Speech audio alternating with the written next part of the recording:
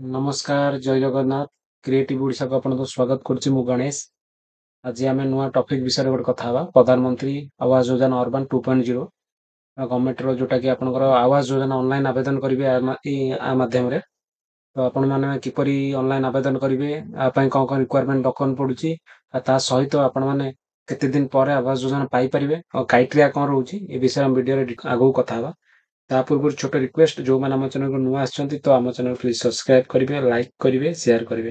प्रधानमंत्री आवास योजना अप्लाई करगले आप Google Chrome रे निज मोबाइल अथवा कंप्यूटर किंबा सीएससी केंद्र रे जनसेवा केंद्र में आवेदन करेंगे। तो आपण आवेदन करिया गेले आपण गूगल क्रोम रे निज मोबाइल पीएम आवास अर्बन 2.0 मारिक सर्च करेंगे ए लिंक टा मो डिस्क्रिप्शन लिंक रे देबी आपण चाहे डायरेक्ट आसी परिबे साइट को आसिक प्रधानमंत्री आवास योजना 2.0 लिखा है आप क्लिक करेंगे। पेज खोलिबो ऊपर क्लिक करिवे क्लिक कला पर आपनकर home about scheme guideline apply PMAY you 2.0 era प्रधानमंत्री आवास योजना अर्बन 2.0 ए लिखा है अप्लाई फॉर एठी आपन क्लिक करिवे आ गोटे पेज खोलिबो नुआ पेज तपर लिखा है इंस्ट्रक्शन फॉर यूजर जो मैंने अप्लाई करछन तांको इंस्ट्रक्शन किछि अछि आपनको पढिया पड़िबो। प्रधानमंत्री आवास योजना रहउछि जो एटा आर मूल लक्ष्य होछि जो माने घर आर्थिक अनग्रसर तांकर घर नाही करि पनांती गोटे छात घर से माने गवर्नमेंट तरफ प्रधानमंत्री आवास योजना अप्लाई करके पैसा पाई परिवे पैसा आवास योजना पाइला परे से घर तैयारी करि परिया पे गवर्नमेंट तरफ सपोर्ट मिले फाइनेंस सपोर्ट दिया जाय थाए जो माने अप्लाई करि परिवे डॉक्यूमेंट ठीक अछि एलिजिबिलिटी अछि ताको प्रधानमंत्री आवास योजना जोगाई दिया जाय थाए वेरीफाई करके।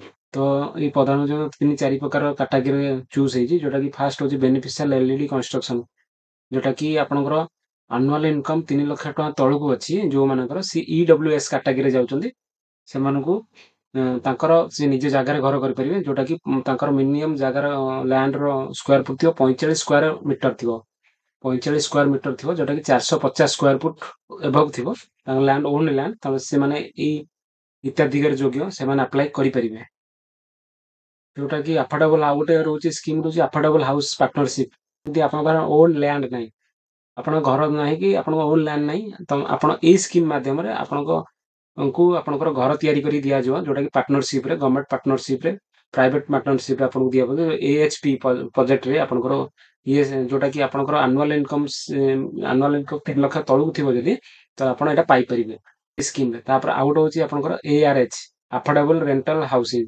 कोन प्रकार फ्लैट किनुचंदी तो आपण ए स्कीम रे आपण लाभवान हे परिबे गवर्नमेंट आपन को फाइनेंस रे सपोर्ट करिवो जोटा कि आपनकर एनुअल इनकम गोटे क्राइटेरिया रहउछि एनुअल इनकम आ जदी आपण ईएडब्ल्यूएस कैटेगरी जाउचंदी त एनुअल इनकम 3 लाख टका हेतिवा दरकार आ जदी आपनकर एलआईजी कैटेगरी जाउचंदी त आपण 6 लाख टका हेतिवा दरकार एनुअल इनकम तले आपण गवर्नमेंट रू सब्सिडी पाई परिबे एवं फाइनेंशियल सपोर्ट पाई परिबे आ गोटे इंस्टेंट सब्सिडी स्कीम मध्ये रहउछि जोटा आईएसएसएस जोटा कि आपण मन लोन स्टार्टेड 1/9/2024 रू प्रोवाइड हेछि होम लोन जोटा कि आपन को होम लोन प्रोवाइड करछि गवर्नमेंट नुआ स्कीम एटा तो ये सब क्राइटेरिया रहउछि आपण इंस्ट्रक्शन भलरे पढी देबे पढी कि तापर आपण क्लिक ऑफ प्रोसीड ऊपर क्लिक अछि क्लिक टू प्रोसीड आपण पर क्लिक करिवे ला आ गोटे पेज खुली जिवो जोटा कि आपण डॉक्यूमेंट रिक्वायरमेंट दरकार आपण को डॉक्यूमेंट को डॉक्यूमेंट रिक्वायरमेंट दरकार आपण एट देखि देबे आपण को आधार कार्ड थिया जो माने जी अप्लाई करियो ताका आधार कार्ड थिया दरकार आधार नंबर थिया दरकार मोबाइल नंबर लिंक हिथिया दरकार ना ठीक से लिखा थियो डेट ऑफ बर्थ ठीक से थिया दरकार तापर आपनकर फैमिली मेंबर के जण ताकर समस्त आधार कार्ड थिया दरकार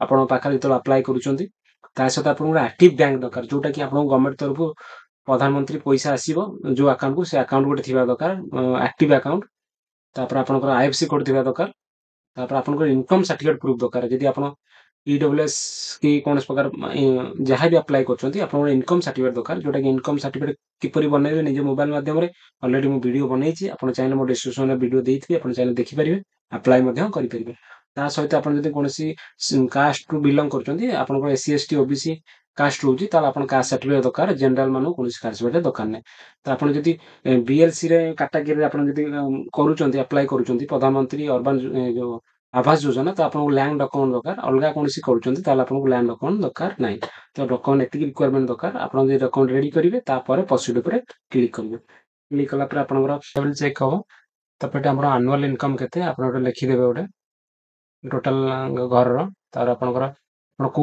कैटेगरी आपण घर करियो चंदी बीएलसी रे एएचपी रे ना इंस्टेंट एटा सब्सिडी आछि सादरे बीएलसी आपनकर जोटा कि 3 लाख तळकु आपण निजर ऑन लैंड थिबो 3 लाख तळकु एनुअल इनकम होइतो आपण जेटी सिलेक्शन कर देबे ଯଦି ଆପଣଙ୍କର କୌଣସି ପ୍ରକାର ଇଣ୍ଡିଆ ଭିତରେ ଆପଣଙ୍କର ସେ ପକ୍କା ଘର ଅଛି, ଏଠି ଆପଣଙ୍କ ଅପସନ୍ ରହୁଛି। ଆପଣ ଯଦି କୌଣସି ପ୍ରକାର ପକ୍କା ଘର ସେଠି ୟେସ୍ ମାରିବେ, ନାହିଁ ନୋ ମାରିଦେବେ।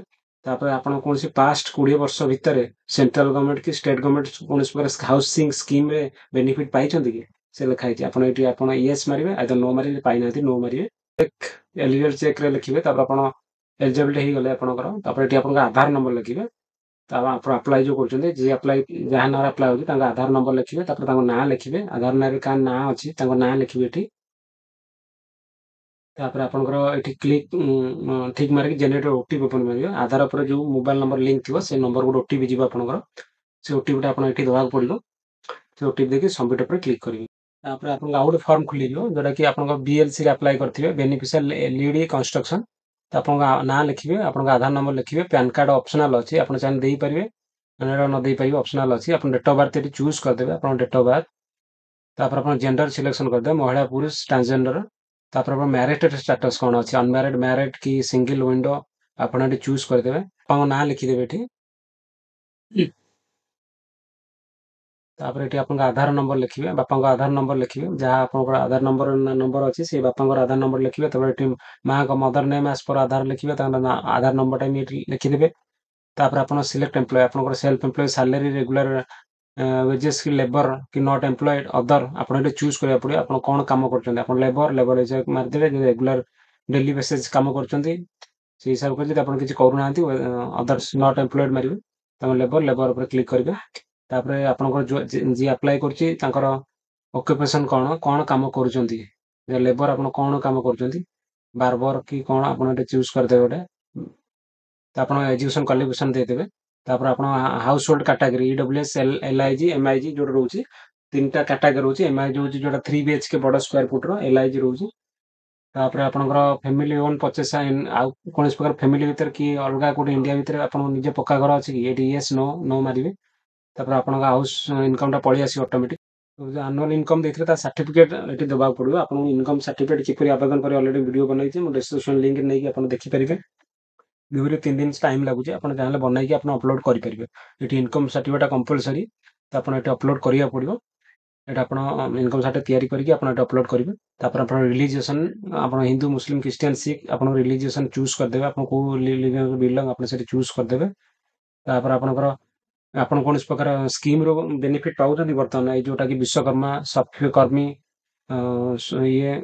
Anganwadi worker, assistant PM worker, construction worker, PM ସୁଭନାଦି ବିଲ୍ଡିଂ କନଷ୍ଟ୍ରକ୍ସନ ୱାର୍କର, ଏସବୁ ଆପଣ ବେନିଫିଟ୍ ପାଉଛନ୍ତି। ଏଠି ୟେସ୍ ମାରିବେ, ଆଜି ପାଉନାହାନ୍ତି ନୋ ମାରିବେ। ବୋଲେ ଆଉ ଗୋଟେ ପେଜ୍ ଖୋଲିବ, ଏଠି ଆପଣଙ୍କ ଆଡ୍ରେସ୍ ଡିଟେଲ୍ସ ଦେବାକୁ ପଡ଼ିବ, ପ୍ରେଜେଣ୍ଟ ପରମାନେଣ୍ଟ ଆଡ୍ରେସ୍ ଦେବେ ଏଠି। ଏଟା ଆପଣଙ୍କର ଯୋଉଠି ରହୁଛନ୍ତି ସେଠି ଆଡ୍ରେସ୍ ଦେବେ, ଯୋଉଠି ଆପଣଙ୍କ ପରମାନେଣ୍ଟ ଆଡ୍ରେସ୍ ସେଠି ସେମ୍ ଦେବେ। ଯଦି ଆପଣ ଗୋଟେ ଜାଗାରେ ରହୁଛନ୍ତି ଆପଣ ଦିଟାକୁ ସେମ୍ ମଧ୍ୟ, ଆପଣଙ୍କ ମୋବାଇଲ ନମ୍ବର ଦେଇଦେବେ, ଇମେଲ୍ ଆଇଡି ଦେଇଦେବେ, ସେମ୍ ଦିଟାକୁ ସେମ୍ ଉପରେ କ୍ଲିକ୍ ଅଛି, ସେମ୍ କରିଦେବେ। ସେମ୍ ହେଲେ ଆପଣଙ୍କର ଦିଟାକୁ ସେମ୍ ହେଇଯିବ ଆପଣଙ୍କର ଆଡ୍ରେସ୍। ତାପରେ ନେକ୍ସଟ ଅପସନ୍ ହେଉଛି ଆପଣ ଯୋଉଠି କନଷ୍ଟ୍ରକ୍ସନ କରିବେ ଘର ସେଠିକାର ଆଡ୍ରେସ୍ ଦେବେ, ଆପଣ ତା ଆଡ୍ରେସ୍ ଦେବେ। ଯଦି ଆପଣଙ୍କର ପ୍ରେଜେଣ୍ଟ ପରମାନେଣ୍ଟ ସେମ୍ ଅଛି କନଷ୍ଟ୍ରକ୍ସନ ଆଡ୍ରେସ୍, ତାହେଲେ ଆପଣ ଠିକ୍ ଚିହ୍ନ ମାରିଲେ ଆପଣଙ୍କର ଏଇ ଆଡ୍ରେସ୍ ବି ସେମ୍ ପଳେଇ ଆସିବ, ଅଟୋମେଟିକ୍ ସେମ୍ ପଳେଇ ଆସିବ। ଆପଣଙ୍କୁ ଆଉ ଲେଖିବାକୁ ପଡ଼ିବନି। ଯଦି ଆପଣ ଆଉ ଜାଗାରେ ଗୋଟେ କନଷ୍ଟ୍ରକ୍ସନ କରିବେ, ସେଠିକାର ଆଡ୍ରେସ୍, ସେଇ ଆଡ୍ରେସ୍ଟା ଏଠି ମଧ୍ୟ ଆପଣ ଲେଖିଦେବେ। ଲେଖିଲା ପରେ ସେଠି ଆପଣ କନଷ୍ଟ୍ରକ୍ସନ କରିପାରିବେ। ତ ଆପଣଙ୍କୁ ଏଠି ସବୁ ଫିଲ୍ଅପ୍ କଲା ପରେ ଲ୍ୟାଣ୍ଡ ଡକୁମେଣ୍ଟ ଅପଲୋଡ଼ କରିବାକୁ ପଡ଼ିବ। ଆପଣଙ୍କ ଲ୍ୟାଣ୍ଡ ଡକୁମେଣ୍ଟ ଯୋଉ ଜାଗାରେ ଘର କରୁଛନ୍ତି, BLCରେ ଆପଣଙ୍କ ଲ୍ୟାଣ୍ଡ ଡକୁମେଣ୍ଟ ରିକ୍ୱାରମେଣ୍ଟ ରହୁଛି, ଯୋଉଟା କି ଆପଣଙ୍କୁ 45 ସ୍କୋୟାର ମିଟର ହେଇଥିବା ଦରକାର। ଆପଣଙ୍କ RR ଲୋଡ୍ କରିକି ଆପଣ ଅପଲୋଡ଼ କରିବେ। କେତେ ବର୍ଷ ହେଲାଣି ରହିଲେଣି, ଆପଣ ଯୋଉଠି ରହୁଛନ୍ତି ବର୍ତ୍ତମାନ ସେଠି ଆପଣ କେତେ ବର୍ଷ ହେଲାଣି ରହିଲେଣି, ଆପଣ ତାର ଲେଖିବେ ଏଠି। ଆପଣ ମୋର ଦେନ୍ 10 ବର୍ଷ କି 8ରୁ 10, 5ରୁ 8, ଏ ସବୁ ଅପସନ୍ ଅଛି। ଆପଣ ହିସାବରେ ଆମେ ଚୁଜ୍ କରିଦେବେ ଆପଣ କେତେ ଦିନ ହେଲା ସେ ରହିଲେଣି। ଆପଣଙ୍କର ଆପଣ ଯୋଉ ଘରେ ରହୁଛନ୍ତି ଓନରସିପ୍ ଆପଣ ନିଜେ କି ଘର ଭଡ଼ା କି କିଛି ଆପଣଙ୍କ ଘର ନାହିଁ, ଆପଣ ଏଠି ଚୁଜ୍ କରିବେ। ଆପଣ ରେଣ୍ଟ ରହୁଛନ୍ତି ରେଣ୍ଟ କରିବେ। ଯଦି ଆପଣଙ୍କ ଘର ନାହିଁ, ନୋ ହାଉସ୍, ଆପଣ ଯଦି ନିଜ ଘରେ ରହୁଛନ୍ତି ଆଜବେଷ୍ଟ ଘର ନିଜେ ମାରିବେ। ତାପରେ ଆପଣ ଫ୍ୟାମିଲି ମେମ୍ବର ଡିଟେଲ୍ସ ଦେବେ। ଆପଣ ଏଠି ଆପଣଙ୍କ ଫ୍ୟାମିଲି ଯେତେ ଜଣ ଅଛନ୍ତି ତାଙ୍କ ନାଁ ଲେଖିବେ, ଡେଟ୍ ଅଫ୍ ବାର୍ଥ ଲେଖିବାକୁ ପଡ଼ିବ ଏଠି। ତାପରେ ଆପଣ ରିଲେସନସିପ୍ କ'ଣ, ଆପଣ ବାପା ମା, ଆପଣ ଏଠି ସବୁ ଚୁଜ୍ କରିବେ ଏଠି।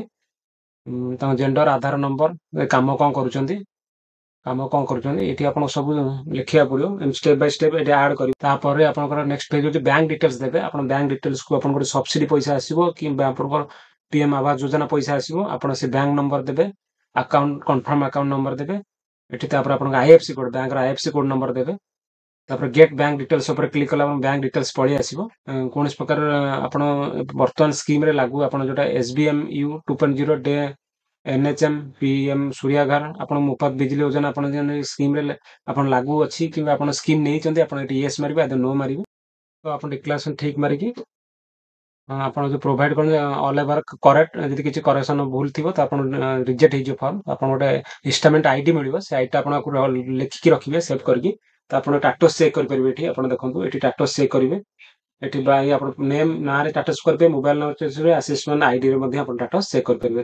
ତ ଆପଣ ଟାଟସ୍ ଚେକ୍ କରିକି ଆପଣ ନ୍ୟୁଜ ଲେଟର ପାଇବେ। ନ୍ୟୁଜ ଲେଟର ପାଇଲା ପରେ ଆପଣ ବ୍ଲକ ତରଫରୁ ଭେରିଫାଇ କରିବାକୁ ଆସିବେ। ଆପଣଙ୍କ ଜାଗା ଭେରିଫାଇ କରିବାକୁ ଆସିବ, ଘର ଭେରିଫାଇ କରିବାକୁ ଆସିବେ, ଏବଂ ଅରିଜିନାଲ ଡକ୍ୟୁମେଣ୍ଟ ଭେରିଫାଇ କରିବେ ବ୍ଲକ ସ୍ତରରେ। ତ ଆପଣ ଭେରିଫାଇ କଲା ପରେ ଆପ୍ରୁଭ ହବ।